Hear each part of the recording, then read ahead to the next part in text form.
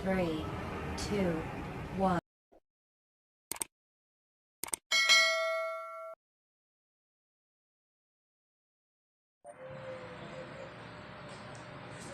Welcome to Maring Chris Kitchen. Ngayon, magluluto tayo ng chicken aras caldo. Ito po ang ating mga sangkap. Meron po tayong glutinous rice. Meron tayong dahon ng sibuyas, pero mamaya na po yan, pang toppings. Meron tayong chicken wings, hard-boiled egg. Meron tayong chicken cubes, luya, sibuyas, at bawang. At meron din po tayong fried garlic. At saka ito pampakulay, meron tayong kasugba. Magsimula na tayo!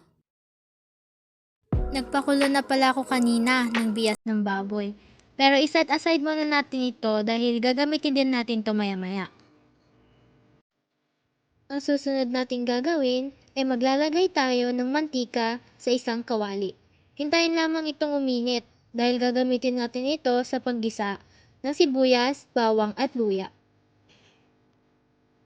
Kapag ito'y mainit na, ilalagay na natin ang ating sibuyas.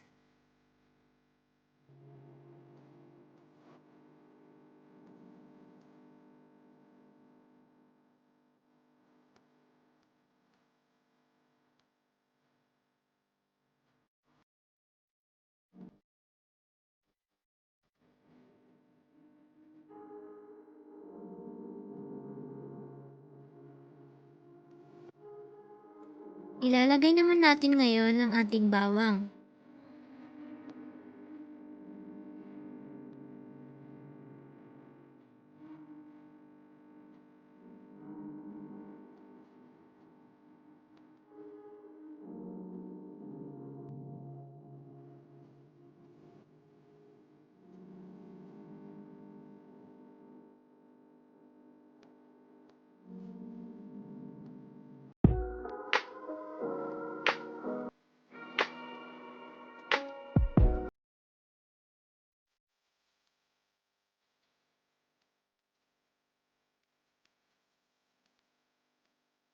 Isunod naman natin ngayon ang ating luya.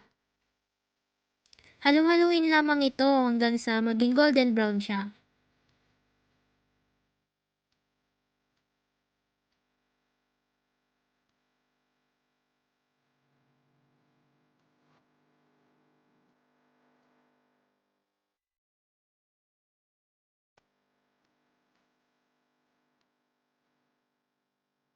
Kapag ito'y golden brown na, ilagay naman natin ngayon ang ating chicken wings.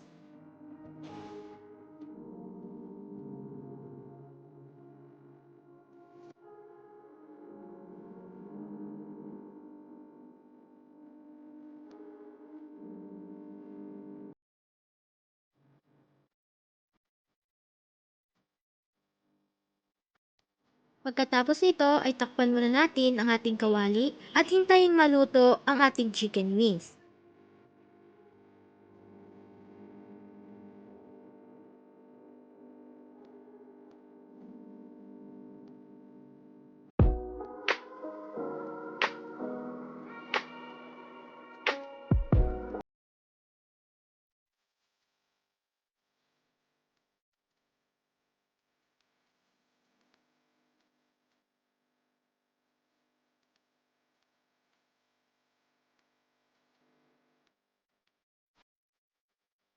Isasama naman natin ngayon sa ating ginigisa ang ating glutinous rice.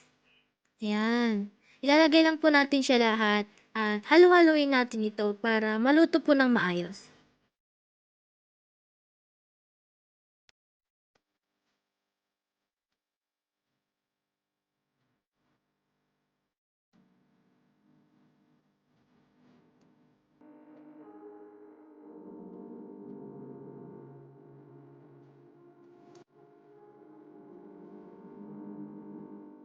Isasalang ulit natin ngayon ang ating bias ng baboy.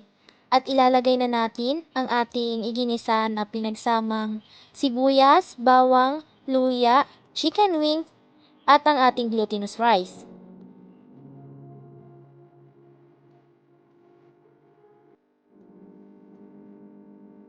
Hahaluin lang natin ito mga kamare at hihintayin kumulo.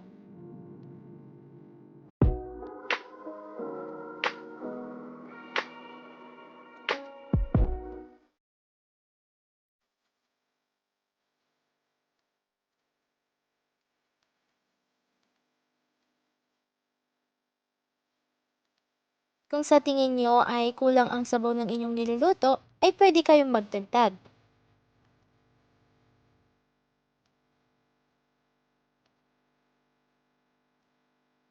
Magdadagdag ako ng 1 hanggang 2 mangkok ng tubig.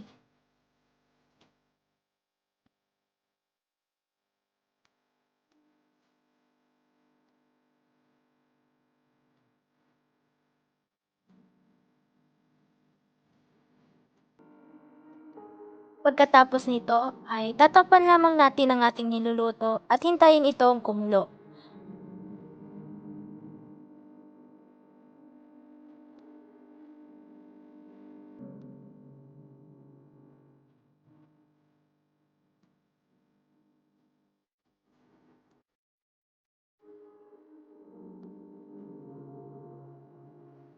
Habang hinihintay natin itong kumulo, ay haluin lamang natin ito upang kumalat ang lasa ng ating aros kaldo.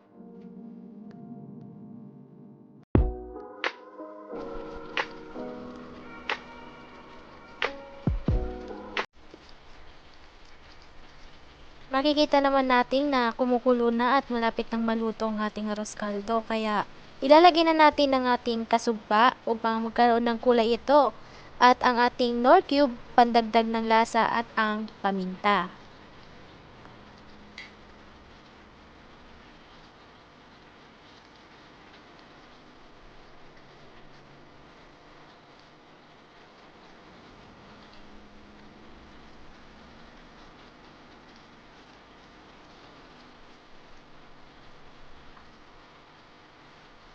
Ready na po ang ating chicken aros caldo.